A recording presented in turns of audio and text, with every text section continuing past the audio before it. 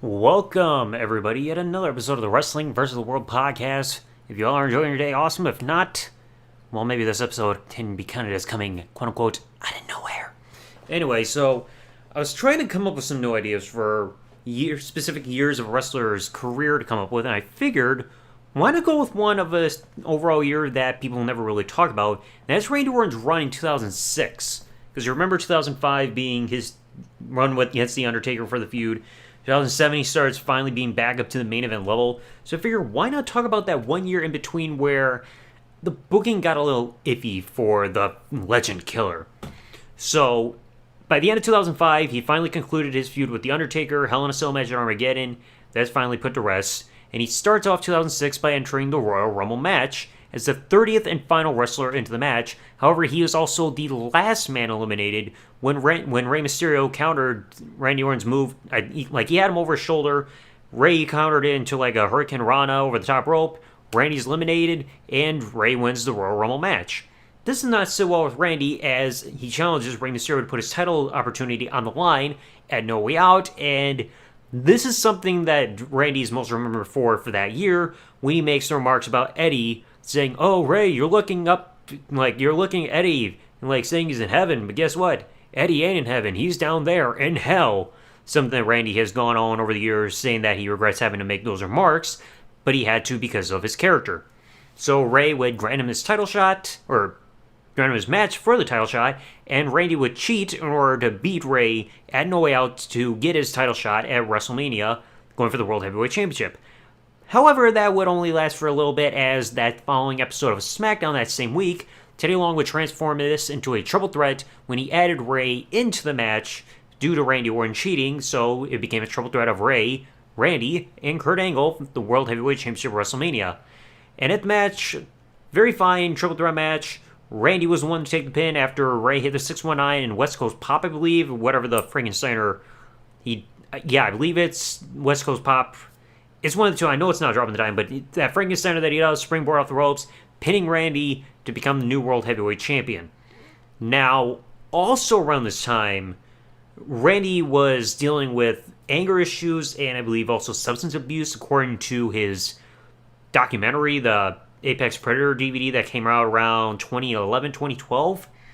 And not too long after WrestleMania, he was suspended for 60 days, what listed as being unprofessional conduct, and to write him off, he would lose a one-on-one match against Kurt Angle in the King of the Ring tournament, and afterwards, Kurt would constantly lock in the ankle lock on Randy Orton, so they wrote him off saying he kayfabe had a broken ankle. Now, despite not being drafted throughout 2006, once he returned from his suspension, he suddenly jump-shipped over to the Raw brand and started a feud with Kurt Angle, who at that point was over on the ECW brand. Give or take, maybe, I believe it was right around that time, because ECW had its own quote-unquote brand, just take a few members from Raw or SmackDown and bring them to their brand, so it was a cross-brand promotion thing. So they had the first match at ECW One Night Stand. This was their best match. I'll get into the next match in a bit, but you mostly remember this for a pretty solid ground match, and the crowd chanting obscenities at Randy Orton and all that stuff. Kurt Angle would end up getting the victory with the ankle lock, but this feud would not be over, as they would then have a following matchup at Vengeance. Now, this, to my recollection, this was the last pay-per-view match that Kurt Angle would have of his WWE run until he eventually returned in 2017. So, you could tell Kurt Angle's beat up. Randy still got the win after using the exposed turnbuckle to his advantage, RKO, and defeats Kurt Angle to get the victory at Vengeance to close the feud. Now, one of the other feuds we also still remember was after this. SummerSlam, he starts a feud with Hogan. I believe, if memory serves me right, it was an episode of Saturday Night's Main Event.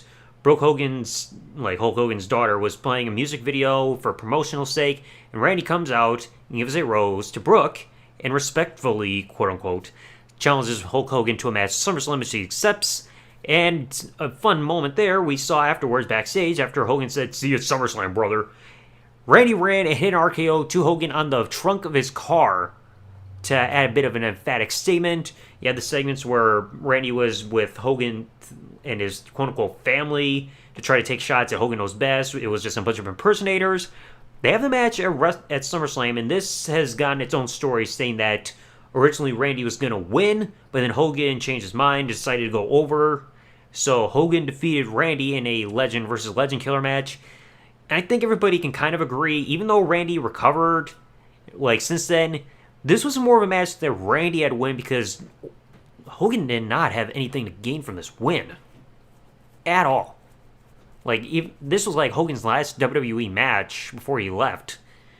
So it was like an iffy question, like a really iffy / questionable booking decision there. After this, started the next phase of Randy Orton's career where he started teaming up with Edge as part of Rated-RKO. Because they were doing the whole feud against DX because DX was running roughshod on Raw. Edge had issues with DX, costing him the WWE Championship in a steel cage match on Raw after losing the championship at Unforgiven. So they teamed up together. And I remember serving me right, this at Cyber Sunday they had the match where Eric Bischoff was voted as the referee.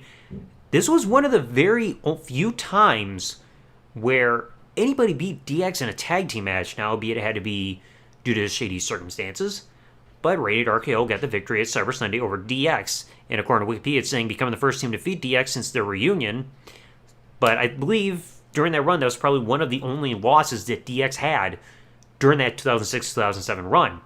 And of course, after this, the following month in November, Rated-RKO would become tag team champions after they defeated Ric Flair and Roddy Piper on the November 13th, 2006 edition of Raw. And it was right after this, of course, Roddy Piper was diagnosed as Hodgkin's lymphoma.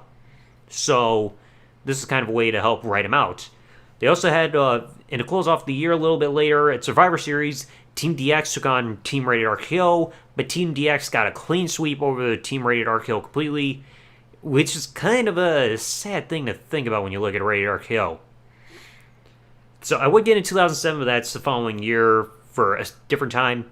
This year was a bit of an up and down for Randy for both his career in terms of booking, but also personally because, yeah, he had a strong start with being the runner-up for the Royal Rumble match, but then he had to do the whole comments about Eddie Guerrero, lost to WrestleMania, had to serve a 60-day suspension due to issues that he was having outside of the ring, came back, was Kurt Angle's last program for his full-time WWE run, lost to Hogan, and then did the tag team with Rated-RKO, which was a very successful tag team, but it felt like it was a little bit iffy. I mean, even if you listen to Edge's promo when they formed the tag team on the Cutting Edge, Edge pretty much said that after losing the championship to Triple H, Randy Orton has pretty much done absolutely nothing, but I don't think you can really say Randy Orton did nothing. Like, the one thing you could say was a nothing between SummerSlam and when Rated-RKO formed was the one-off match that I just remembered about that he had at Unforgiven against Carlito, which just simply happened because Carlito interrupted a backstage interview Randy Orton had on Raw. And of course, you all probably just remember that because of the RKO out of nowhere. But it's like, Randy didn't really do nothing, but he didn't really have anything in terms of singles run being majorly successful other than competing for the World Heavyweight Championship at WrestleMania, because again, runner-up Royal Rumble, cheated to become number one contender of the World Heavyweight Championship at WrestleMania, lost, suspension, match with Angle, lost to Hogan for whatever reason, a random one-on-one match against Carlito, and then he had to go to the tag division for a little while.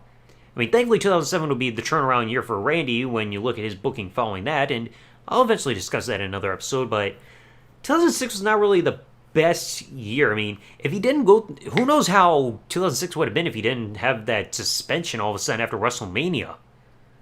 I mean, maybe he would have had the feud earlier with Kurt Angle. Maybe he could have had a better program rather than having to go and losing to Hogan. But who knows? I mean, yeah, we can say, oh, Randy's got the honor of being Hogan's last opponent.